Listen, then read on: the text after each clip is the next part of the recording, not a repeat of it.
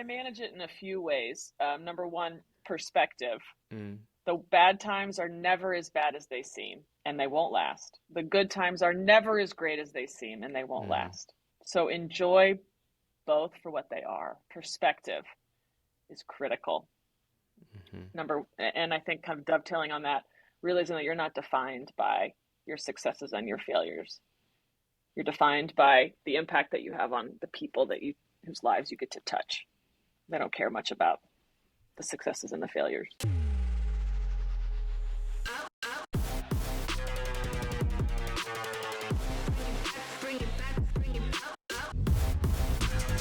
Welcome to The Ownership Game with Gary Montalbo. What would it take to get into the driver's seat of your life and leave your mark? The Ownership Game starts now. In today's episode, we speak to the remarkable Sarah Shadonix. Leaving behind her life as a lawyer, Sarah pursued her deep-seated passions for sustainable farming, wine, and the joy of delivering products that are rooted in nature. This led her to become the visionary behind Scout and Cellar, one of the largest wine distributors in the U.S., dedicated to disrupting the commercialized wine industry by championing clean crafted wines that are natural and meticulously sourced. This is undoubtedly an enriching episode, packed with moments of candid reflection and invaluable experiences that go deep into the heart of making life-altering decisions that are driven by passion and the pursuit of adding value to the world. So, you used to be a lawyer and now turned into a winemaker. I'm really interested in how that transition happened for you because like it takes many years to prepare to be a lawyer. It's a big investment of time commitment. You put all this work, you're at it, and then it's like a whole other pivot, right? So what was happening for you that led you to that? How did let's dig deep into that. What was happening to me that led me to change careers? Yeah, like, well, I don't get the experience that it was a career change for you as much as you had a calling. That's true. Yeah. Yes.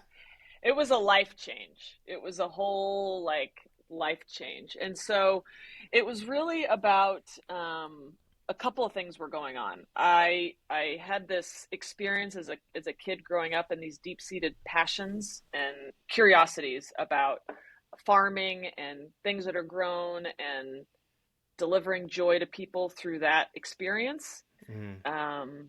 On the one hand, which is kind of always kind of humming along in the background, Yeah, like because you grew background up in a music. farm. Hmm. For people who don't know you, you grew up in a farm, so this was part of your childhood. Yep, I grew up on a farm where dinner was always home cooked, made from things grown, and that was important. Seeing kind of Yeah, the life cycle of how things are grown, how they taste different, and how care and feeding going into things that are grown actually manifests itself in so many different ways and impacts people in so many different ways. And that was meaningfully important to me. And I developed a lot of curiosity for and passion about that. So that was like the background music in my life. And hmm, so it fueled my passion for food and for wine and for coffee and for tea and for like, learning about that. And then I was a lawyer and I liked that just fine. And then I had a couple of experiences as a lawyer towards the end of my career as a lawyer that made me question the value I was adding in the mm, world. And I won't go into too much detail just because it's, doesn't do any good to talk about things that aren't, casting people in the best light. But I was representing folks and had a couple of experiences with people in a variety, like that had pretty high up positions in the legal community hmm, that made me question what I was doing and why I was doing it and if I was really helping people. Because there was a lot of displays of no integrity, and yeah, I was being, it just made me, why am I even here? Am I yeah, helping anybody? So I decided maybe I could do something else that could be more helpful.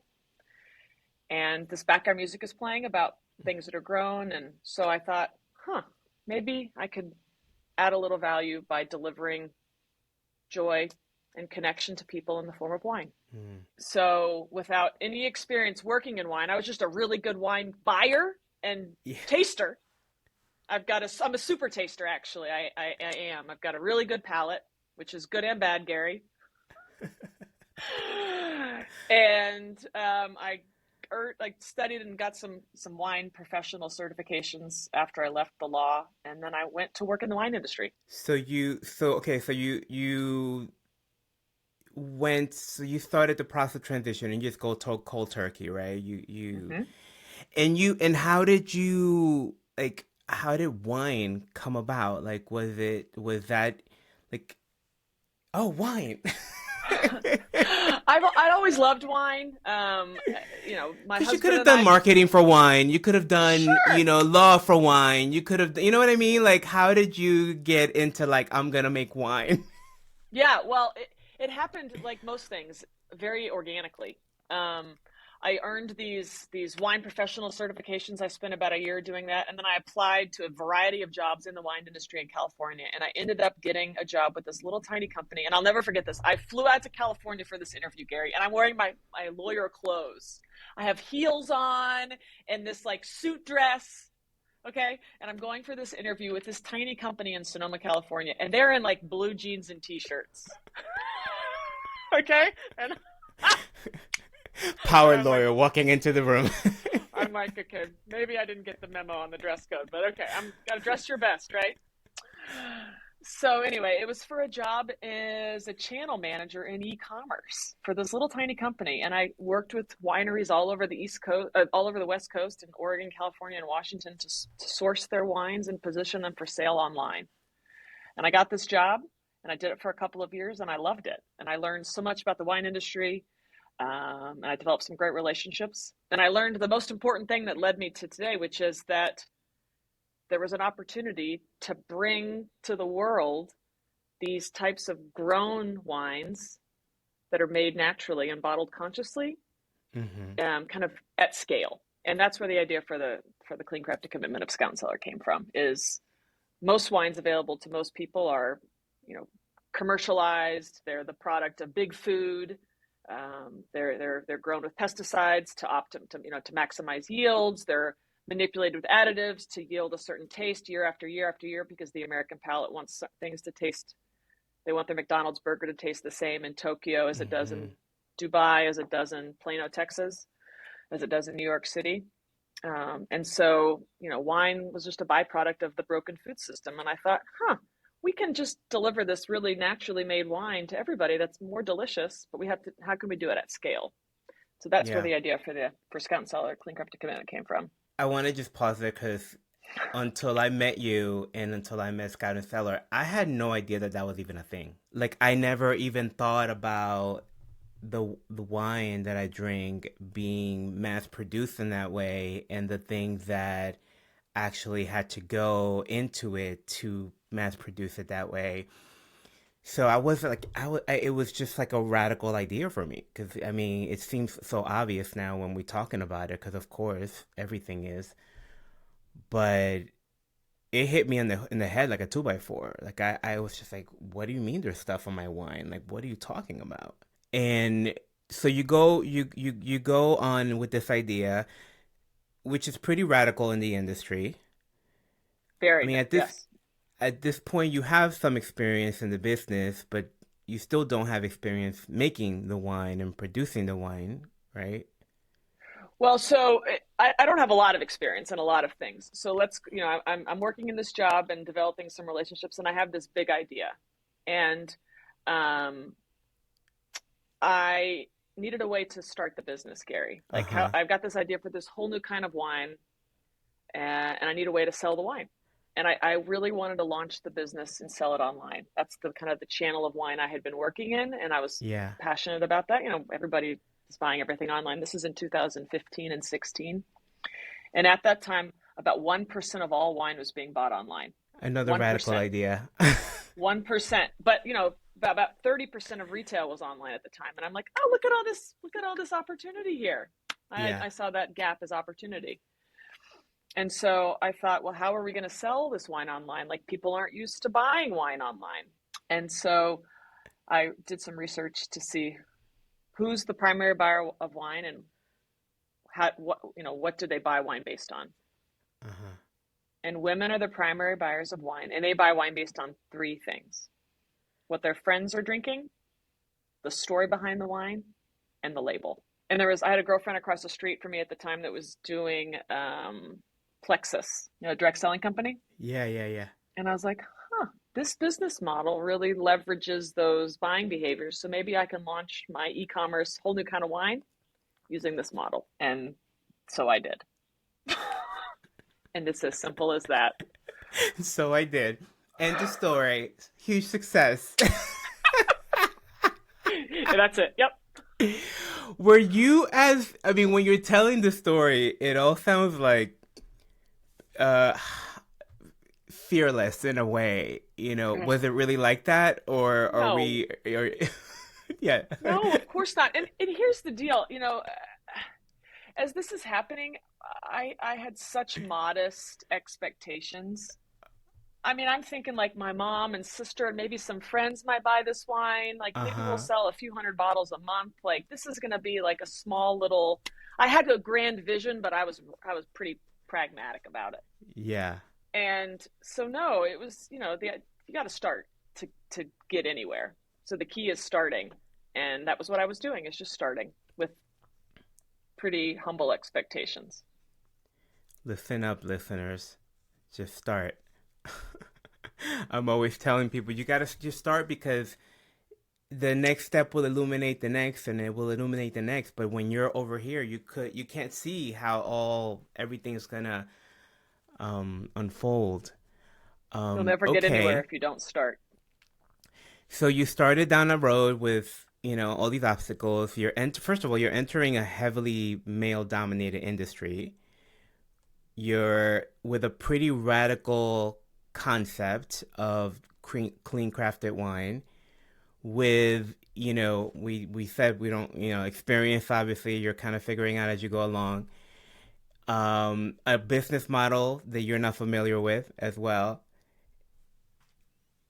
So it's And a like and a full radical on. model and a radical model in the wine space. So we've got a whole new type of Yes. wine in a male dominated industry, marketing to females with a model that the wine industry is not familiar with. Oh yeah, I mean, totally like not likely to succeed. You must have been called insane at least once or twice. Gary, even my dearest friends and family called this for the first year, like that I was working on it, my little wine thing. Your little wine thing. And they said it with affection, but also kind of like, your little wine thing. Because it was just, there was no way that this was going to be successful. Yeah, the odds are. I mean, we should probably tell the listeners who are not familiar, it has been very successful. We're one of the largest wineries in the country. Yes, we're the largest direct selling winery in the country. I think that's part of the magic, though. Like if you can just start, and if you can be, think of yourself in an underdog as an underdog, like Hmm. you can manage your own expectations. Like the sky's the limit. Just get out of Yeah, your own way. yeah.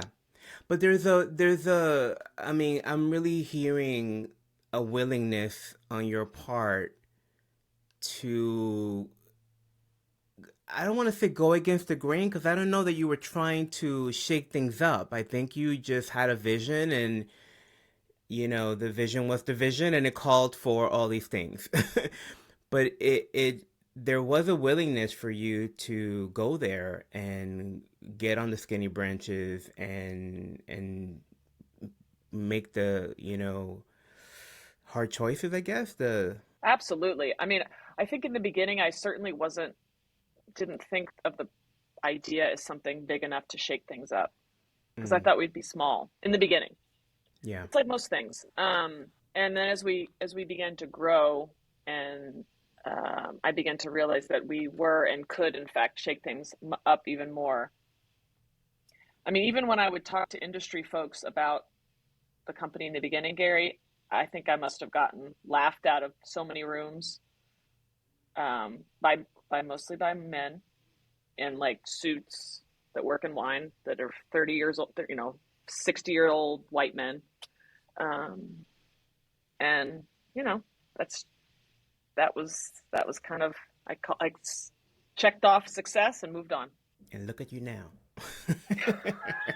But my barometer of success is not the opinion of somebody that's been doing this something the same way for 50 years. It's are we delivering deliciousness to our customers? Are they reordering? Are we creating opportunity? Are we doing better for our planet? Are we making a difference Yeah. in people's lives?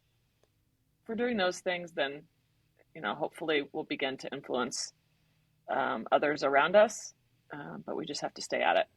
Yeah. And I read somewhere that you guys set the goal of being carbon neutral by 2028, which Mm-hmm. was shocking to me because every time I hear one of those goals, they're always like 20 years out, 15 years out, in 2034. And I was like, 2028, that's like around the corner. Another I mean, that's kind of what I'm pointing to. I'm sure that you could have picked a more comfortable deadline for yourself. Sure. But why do that? Why everybody else is saying 2050? Like Yeah, I'm going to be so old in 2050. Like I want us to celebrate this milestone together and make it meaningful to people and yeah, make a difference. So why set a goal that's easy, and why not set a goal that's impactful? yeah, We're hopefully going to announce in a month or two that we're going to be a B Corp. So we're already making meaningful strides towards these goals. So yeah. the key is starting, Well, Gary, starting and going. yeah, and what that tells me is, my takeaway is that it's not about the soundbite of it for you. That you're really, I know this goal is important, and like let's make it happen now. So how do you go about getting people on board and staying the course when like all the odds are against you and you have this, you're building this vision that's pretty radical. All these things are stacked against you. What was your process like in just getting people on board? Casting vision. I'm a big, exciting vision caster of where we're going, how we're going to get there, but most importantly, why, who I'm talking to needs to be a part of it and how they'll make a difference. You got to get people on the bus. So you got to like paint the picture of where you're going and then get them on board. Yeah. And how do and so you do that, but then there's like holding them in place. Oh yeah, absolutely. So you gotta deliver on goals and yeah, you got to move the bus forward. You got And I okay. So casting you cast the vision again, and then just it sounds like the commitment of delivering on the promises that you actually it's really what you because what's coming up for me is what I'm getting present to is that a lot of people just keep casting the vision and they rely on charm and their relationship skills to keep casting that vision over and over and over again. But what you're pointing to is that if at some point you don't start delivering on some of those promises, then the bus breaks down. absolutely.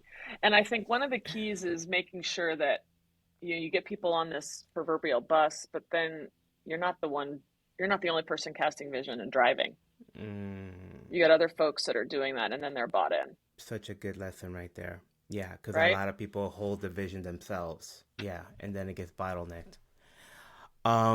What would you say has been your biggest keys to success? We talked about vision casting a bit, so I'm gonna probably put that one on the list for you. I would say consistency is Mm-hmm. so critical. I think about this all the time. I mean, motivation is that thing that gets us to show up and start, Mm-hmm. but it always, it's the thing that goes away. It fades. Yeah. Consistency is necessary to succeed in anything, whether it's a workout program, a diet, a new sleep regimen, or a business.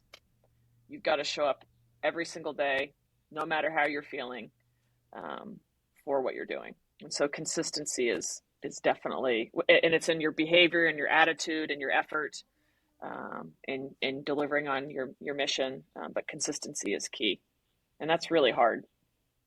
It's very hard. What immediately came up in my mind came up was, well, how do you stay consistent? Like, what's your key access to that?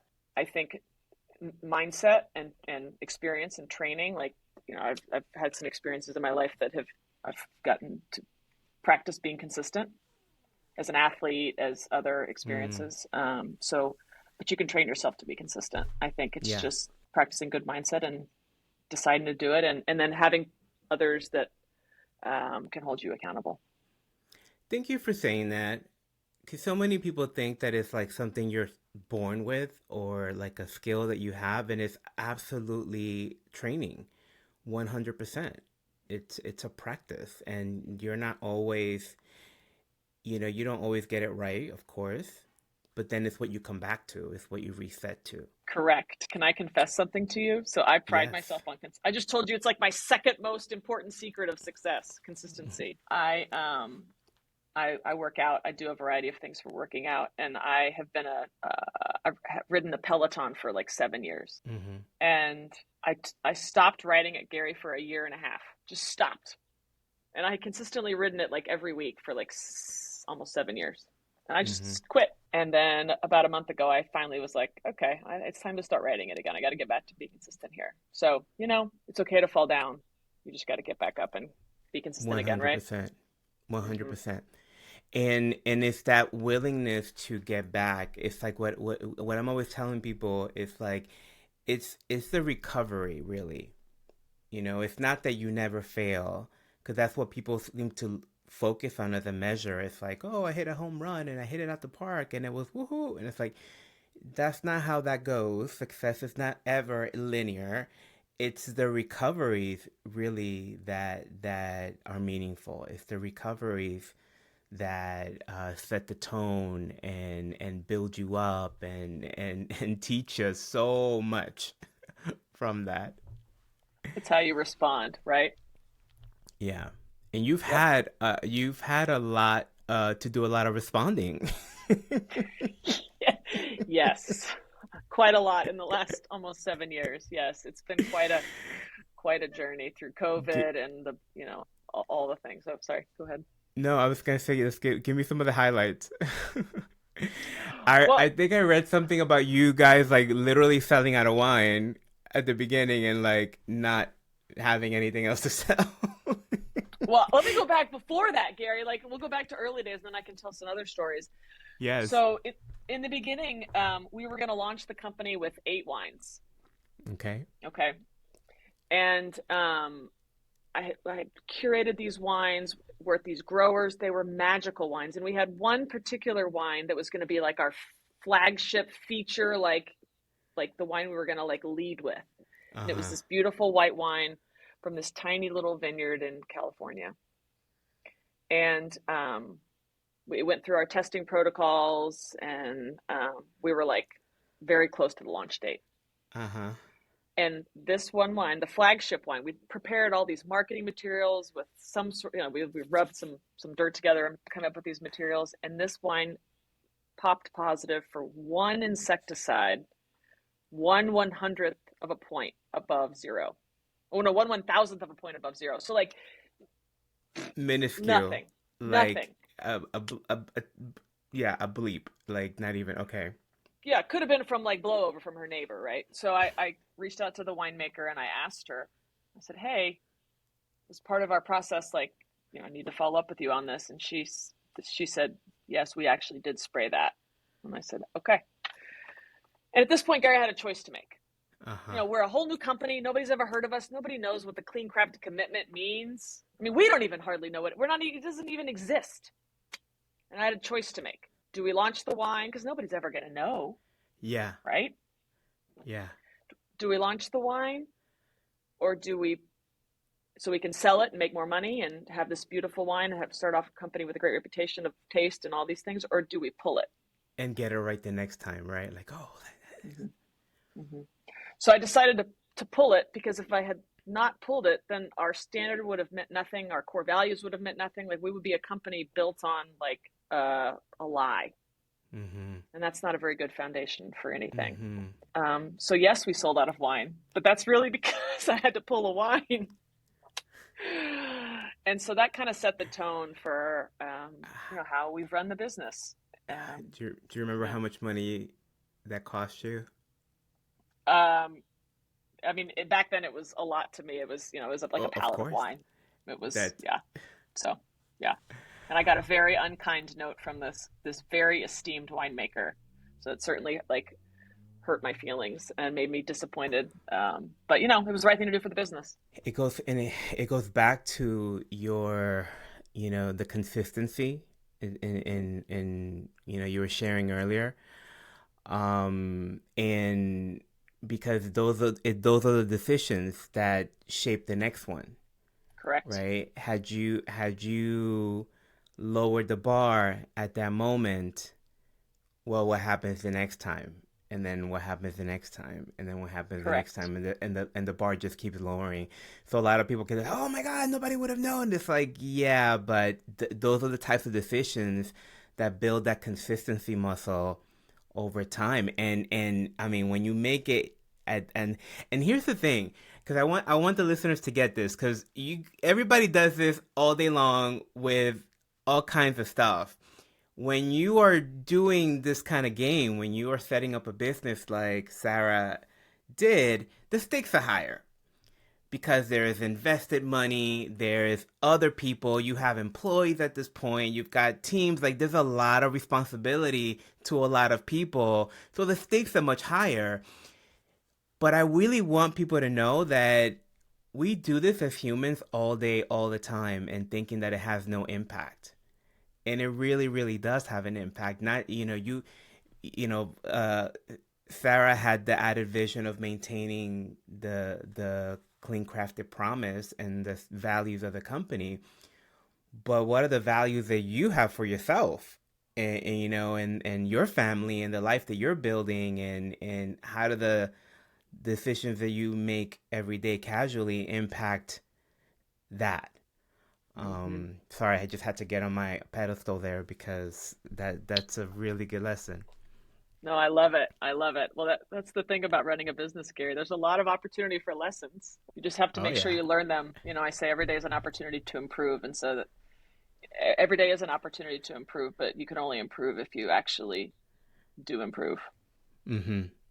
So, 100%. Yeah, and I think a lot of times this happens to a lot of entrepreneurs that I talk to. They really get focused on, I mean, I think we all do this as human beings. We get focused on arriving somewhere, like the destination of like, oh, I'm transformed. Oh, I'm consistent now. Oh, oh, I've built hmm. a successful business, but then the next day you got to do it again. Every single day you have to Every single day you got resell to and show up. sell. I Yeah. love that. Yep, I love that. I mean, one of the things I've learned in the last few years, in particular, is when things get. We talked earlier about it's not how you do well, and how you do during times of triumph. It's how you respond during times of or after times of failure that define Yeah. you. The recovery. Yeah. Correct. The recovery, the response, the comeback. Right. Comeback's always Mm-hmm. better Mm-hmm. than anything that happened before. Right. That's what defines you. Um, Yeah. and I think that's been I think about a couple of examples in the last few years, like that have made me realize I'm like sitting around like feeling sorry for myself when something bad Mm-hmm. has happened, and then I realize, Mm-hmm. oh, there's nobody going to come up and show up and save me and help me in this point. Like we got to figure this out and we got to go. So No, no, no knight in shining armor. nope, you got. Well, yeah, no, there's a night. Her name is Sarah. You're your own knight. So, okay. So so that's a lesson. My next question literally here is, what have been some of your biggest lessons so far? We kind of Be started your covering own that knight. already. Be your own knight in shining armor, and don't wait around for somebody else because you can be a knight. And set really high standards.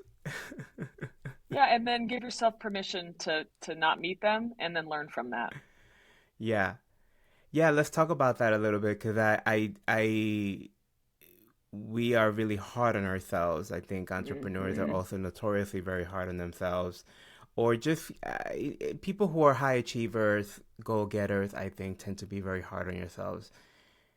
And as we talked about it, the journey's not linear, right? There's a lot of ups and downs. How did you manage that for yourself when you've had those moments where you're just like, I mean, I'm sure you've had moments like you were like, what am I doing? What am I doing Oh here? yeah, only a couple a day.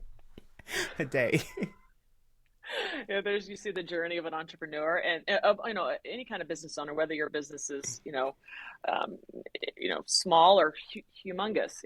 There's a flow chart of the journey and the life of an entrepreneur, and it shows like the day life cycle of like everything's perfect, everything's horrible, everything's amazing, everything's horrible. Like that's the day in the life I of an saw entrepreneur, that. right? So I think I manage it in a few ways. Number one, perspective.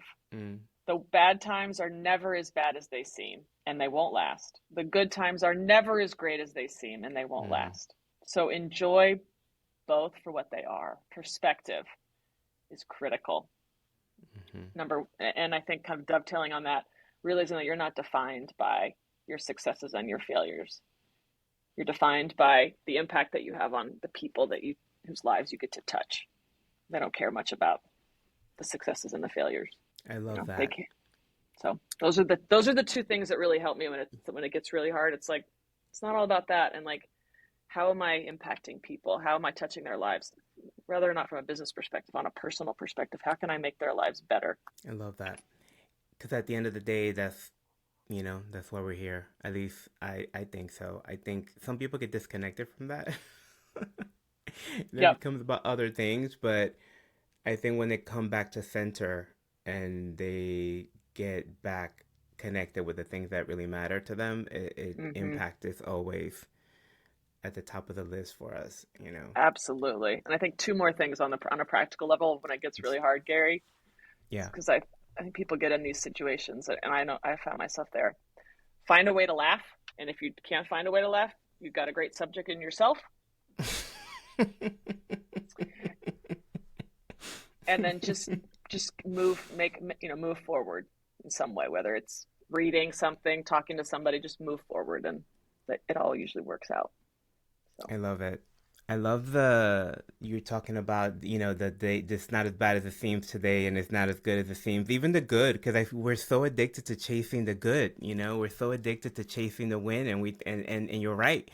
Today's win is not tomorrow. It's like it's gonna flee, and getting that really allows you to level off so you're not like yep, we up and need to down all the time. celebrate the chase. It's the chase that's the real, like the thing we should Yes. grasp. That's where our feet are, is in the chase. So once we can like be there, then it's really hard. So when I let you know exactly if I figured out how to do that, I'll call you and let you know, but I'm still figuring it out. You're doing all right. I don't know. but but I think I love that you said that. It's such a good takeaway because and I tell people this all the time. It's like you are not going to it you have to value the journey just as much as the destination because first of all, you may not get there. Like you may never reach the destination, and so what? And the real thing is so many people don't even get on the journey. The fact that you're already willing to get in ownership and even get in the game and get in you're already ahead of the game. You're already doing most more than most. So I 1000% agree with you in that it's something that's worthy of celebration. Just showing up every day, whatever that looks like, because it's gonna be different every day, right? Like your 100% always looks different too. Absolutely. Well, there's a line from Boz Luhrmann's "Everybody's free to wear sunscreen." Everybody, oh yes, yes, Yep. And he says, the race is long, and in the end, it's only with yourself. yeah. It's a really good song actually. I know. I love it. It's got a lot of gems in it. Okay, what else do we talk about, my friend? I don't know. What else do you want to talk about? So what's next? What are you cooking on what? Well, I want to ask you two questions actually. What are Yeah. you like? What are you planning next? I mean, we talked about the carbon neutral, but I'd love to Mhm. know what else you have going on that you're innovating. And the other thing that I would want to know is like, what are you innovating about yourself right now? Like, what are the things that you go, huh? I need to work on this thing about me, and Mhm. like, I think it'd be interesting to look at both. Okay, I'll answer the first one and then the second one. We are doing a lot of things this year. We are about to launch this spring in conjunction with our B Corp announcement, a program called Clean Crafted Selections, Mm-hmm. and we're really excited about that. We're working with like-minded companies across industries that help us celebrate the clean crafted lifestyle and the wine lifestyle, and we'll bring Mm-hmm. those to our portfolio of products. So think cheese, tequila, glassware, other wines from other partners that kind of bring this lifestyle to life. Things that are grown, not made, Mm-hmm. that are from brands that reflect our philosophies. And so we're pretty excited about that. I love that. Are you finding that? Have you found that? I'm segue. I know I asked you another question. Have you found that the message has been changing in the industry? Like, have you been influencing other, or are you still holding that torch? No, well, there's two things going on in the industry right now as it relates to like a better for you, better for the earth type of marketing. There's a trend for more brands to lean into that and actually do that good work, which is awesome. Deliver that kind of product to the consumer, take care of the planet in a variety of ways through certifications, through carbon neutral, all that kind of stuff. That's great. There's also quite a lot of greenwashing going on. Companies that Mm-hmm. say they're something, but they're not really. So my challenge, and just make sure you're checking, doing your homework. If that's something that's important to you, just know the company, you know what you're really getting. Yeah. Um, so that's one of the things we'll be providing to our customers through this selections program is verified products and companies that really are delivering on a mission, on a product that's better for you and better for the planet, and that's delicious. Mm, love it. Yeah. It. Yep. And what about you? What are you working on about yourself? On Um, yourself? I'm a big fan of continuing to learn. I talked about every day as an opportunity to improve. So I better try to do that. So I read constantly, and I just try to get better as a leader. But Mm-hmm. I've also spent the last year. I've got kids and a family. My husband, he works with me, which is a part about myself I don't actually talk about that much. Um, and so I have tried over the last year, Gary, to spend a lot more time with my kids and in my like with my family, and I've Mm-hmm. uh, been doing a better job of that. So glad. It's important because they're going to be there. They're going to be the Yeah. ones in my hospital bed. I don't think my Scout That's and Cellar business it. is going to show up at the hospital when I'm sick. Probably not the business. Hopefully, some of your coworkers, but Yeah, well, we'll employees. see. But yeah, that's It's interesting you're saying that because it's something that entrepreneurs notoriously have a hard time with. oh, I've Finding been that so bad balance. about it. Oh, Yeah. so I've Oh, had to good. I'm really glad you're invest getting. energy into it. I'm glad you're getting back to center with that for yourself. That's beautiful. What are, if you were mentoring, like what's your biggest advice when you're mentoring a young woman? Like what are the things that you find yourself going like, all right, here's what we need to work on. Hmm. And not just when they're starting a business, but I guess any undertaking in life, any, you know what I mean? Yeah, I think a couple things. I think self awareness is another really important like Mm, superpower yeah. um, that I'm always trying to improve upon. I think it's a key to success. Is the more self aware you are, the more you can succeed and navigate through these choppy waters of life. Mm-hmm. It's like knowing what kind of ship you have, right? Um, Yeah. to build upon that sea analogy. I don't know how to sail boats, but it works, right? But I think a first challenge to anybody that I would mentor is always like a self awareness exercise. Where are you weak? Where are you strong? Where would other people say you're weak? Or would other people say you're strong? And then doing a Yeah. check on that, and then a consistency check. Like, where are you consistent? Where are you not? And then a demand to start, a starting of something. Because usually when I've mentored people, it's been in a new endeavor, and always Mm-hmm. just start and fail fast. So you can Yeah. don't sit around and just plan everything, but starting is key. And then ask for help. Oh, People are willing to help if you ask, more willing than I think we all remember. And that's one of the things I found to be true. I love that. There's a lot of gold in that. And I love the idea of failing fast. It's actually something that I was just talking about on my last podcast because, obviously I work with a lot of entrepreneurs, I work with a lot of leaders, and that is a common pitfall where people just sit there and try to think their way through a problem. And there's a time for that, like there's definitely a time to reflect and do some innovation, and you definitely need to get quiet and introspective at times. And then there's a time to just start. You just got to get going because the lessons that you need to learn are not.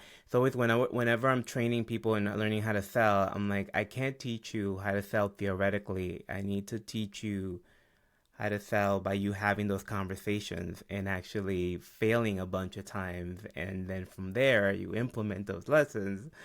And that's true about anything, right? Not just sales, but it's those are the lessons that's where the money is. That's where Mm-hmm. the value really is. It's in those failures, and it's about how quickly. Well, we talked about it, right? The recovery, how quickly you recover, and fail fast, fail often.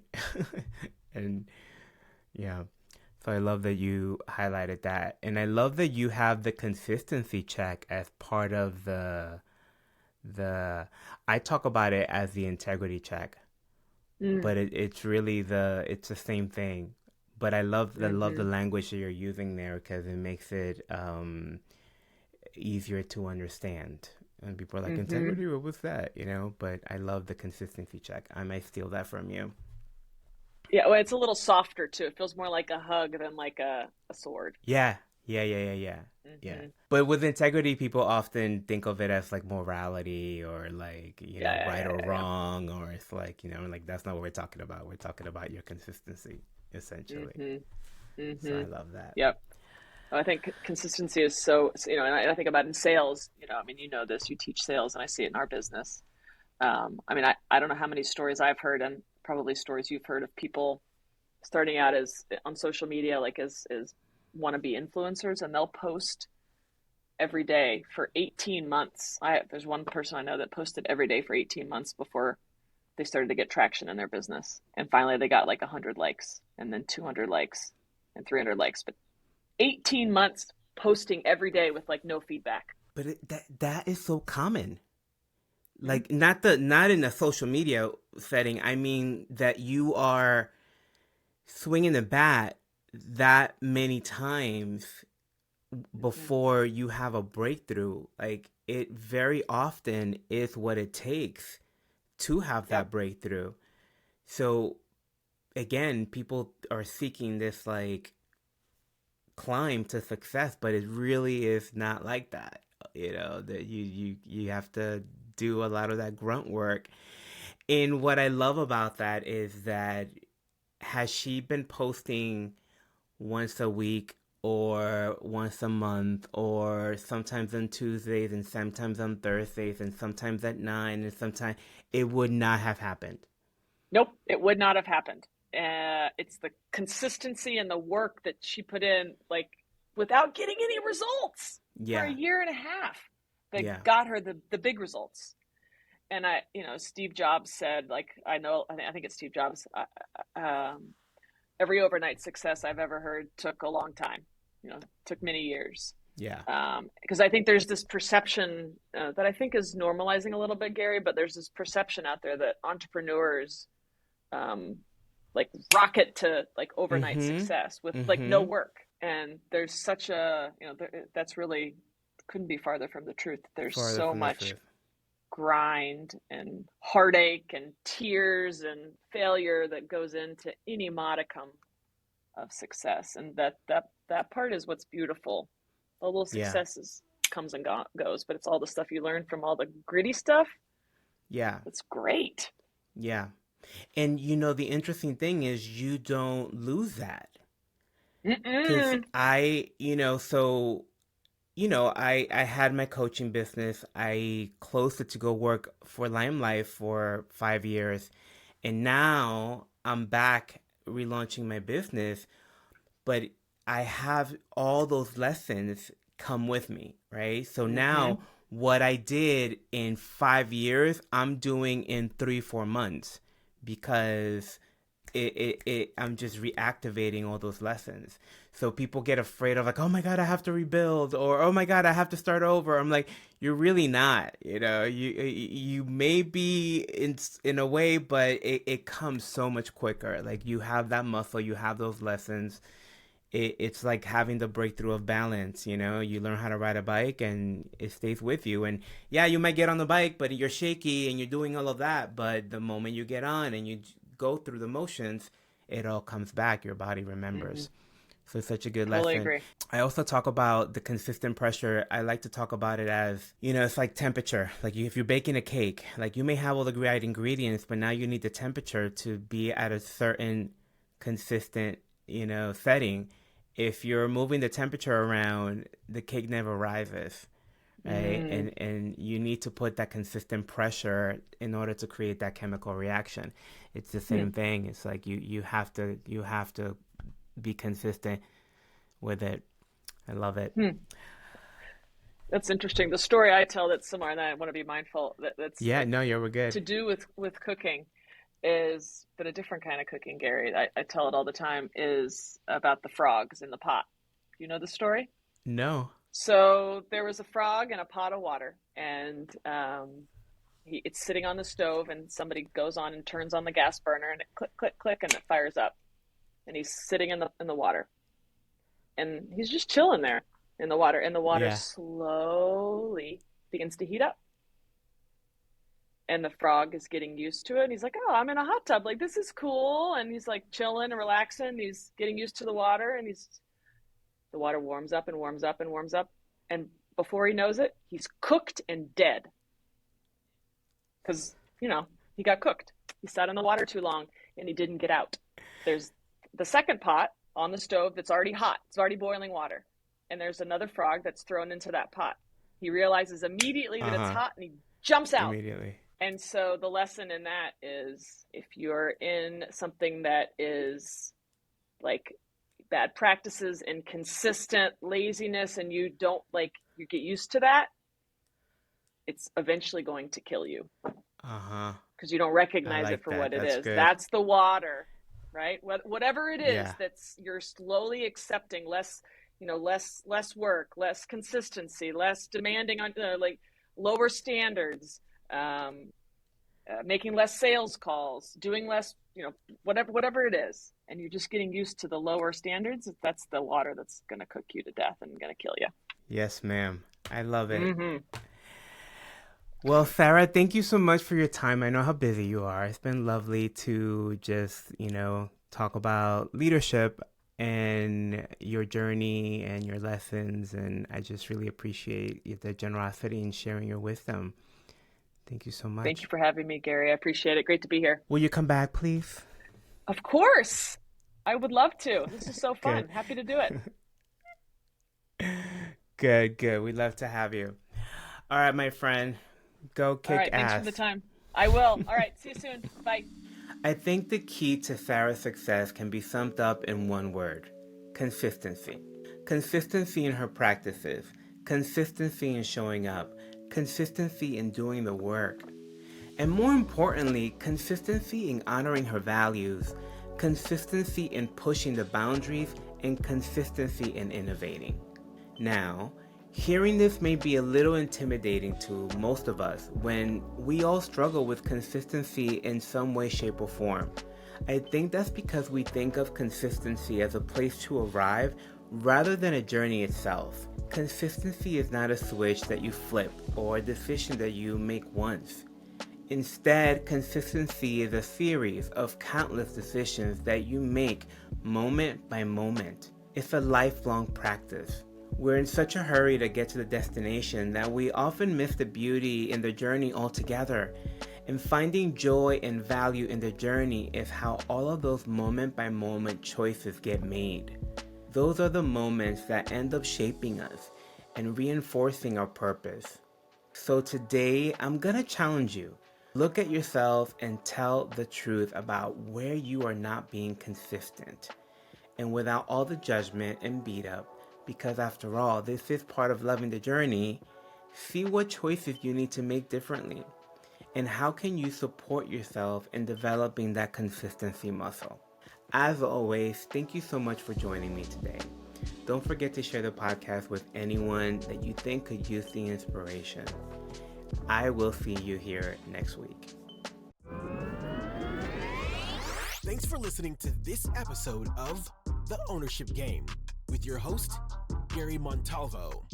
Make sure to like and comment on your favorite podcast platform, as well as subscribe so that you never miss an episode.